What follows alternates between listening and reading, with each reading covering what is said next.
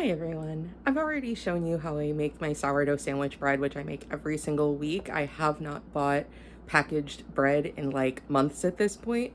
But another thing I do every single week is I make some kind of artisan sourdough bread. This week I'm going to be using some Kalamata olives that I had left in my fridge, and I'm going to be adding some garlic powder and some oregano just to get that Greek flavor all the way throughout the bread. In addition to doing my sourdough sandwich bread and some kind of weekly artisan bread every single week, I also make sourdough hamburger buns, and I have not bought hamburger buns in a little bit either. Let me know if you want to see my process for making those, and I can show you that as well. So let's get started and make some sourdough bread. Here. Yeah.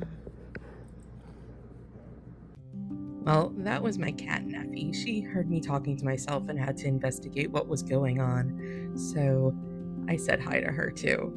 We're going to start off with the bread with that nice bubbly sourdough starter with 100 grams of the starter into the bowl.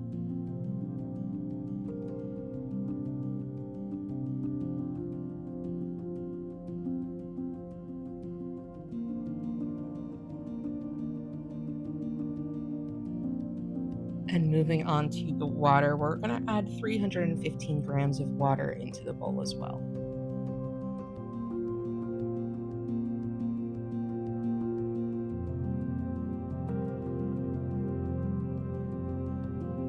And then we're just going to stir the starter and water together. It just incorporates into the flour a little bit better when it's mixed all up before you add the flour.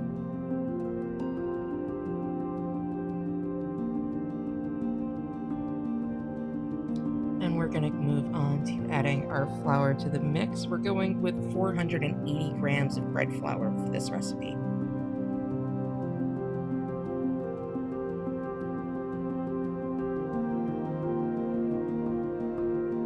And then lastly, we're going to add our salt, garlic powder, and oregano. It's 10 grams of salt, 1 teaspoon of oregano, and 1 teaspoon of garlic powder.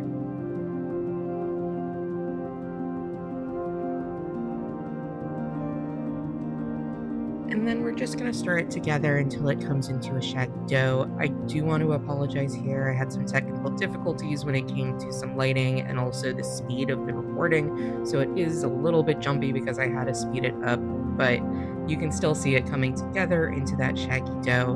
And then finally scrape down the sides of the bowl so that it's just incorporated mass together. And then once you have it together into a ball in the bowl, you can go ahead and put a kitchen towel over the top and let it rest for about 30 minutes. So now we're going to come back to the dough, and we're just going to pick it up and we're going to pinch it from the sides until it looks a lot smoother. This just helps to give it some strength. You're going to pick it up and start doing some slap and folds. So this does look a little bit violent, but it helps to give the bread some really, really good structure. Pick it up, slap it against the side of the bowl, and then fold it over. And then just transfer it over into the basket that you're going to proof it in. I do a couple more of the slap and folds just to make sure that we have the good structure, and I pop a lid on it for the next 30 minutes. We're going to come back and we're going to add our olives, and we're going to start doing stretch and folds. So we're going to add 1/4 of the olives on each turn. We're doing 4 stretch and folds, and then we're going to pop the lid on and let it rest for another 30 minutes. Now we're going to do a total of 2 more stretch and folds, each 30 minutes apart, but I've just shown you one here sped up, just so you can see what it looks like in the way that the dough changes. After your last set of stretch and fold, you're going to let the dough do the bulk ferment. It takes about 3 to 4 hours, but when it's done, it should be a little bit jiggly, big bubbles on the side, and then you're ready to go ahead and do your pre-shaping. For pre-shaping, you're going to dump the dough out onto the counter. Try and keep it so that the top part of the dough that's less sticky is on the counter.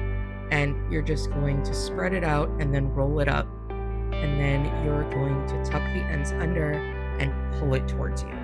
It gives it a little bit of tension on the top, and we're going to let it sit for about 20 minutes.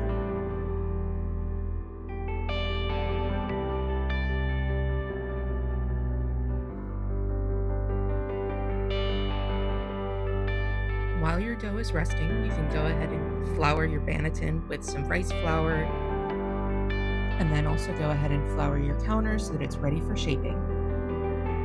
And we're ready for shaping. So you're going to take your bench scraper and picked up your rested dough, and you're just going to pull it out into roughly a rectangle.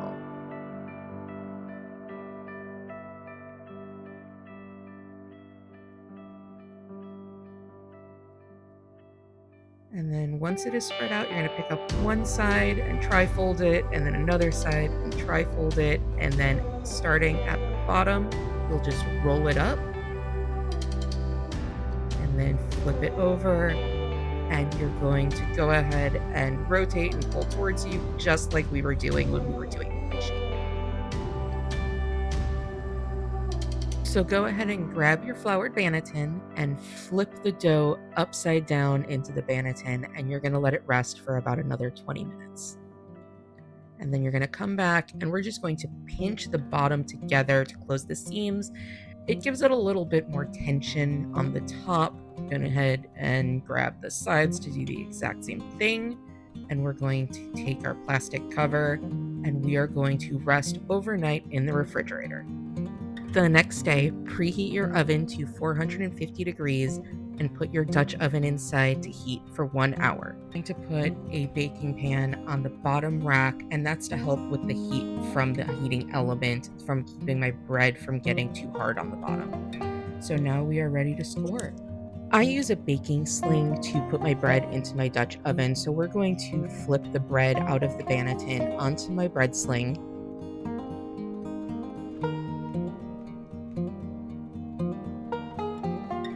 And then go ahead and grab your razor and score your bread. I just did a simple cross on this one. It gives a really nice open look to the bake. Grab your preheated Dutch oven out of your oven and take the lid off. And then we are going to put the bread sling into the Dutch oven. I also add 2 ice cubes with the bread to create a wet environment and help with the oven spring. So go ahead and put the Dutch oven into your oven, and it's going to bake for 40 minutes. After 40 minutes, go ahead and take the lid off of your Dutch oven and look at how beautifully that bread has risen. We're going to pop that back in, and it is going to bake for another 10 minutes just to get a little bit more golden, just like that. It is a beautiful loaf of sourdough bread, and it is nice and crispy. It has the perfect golden color, and you can see there are actually blisters on the side of the bread, which is perfect sourdough.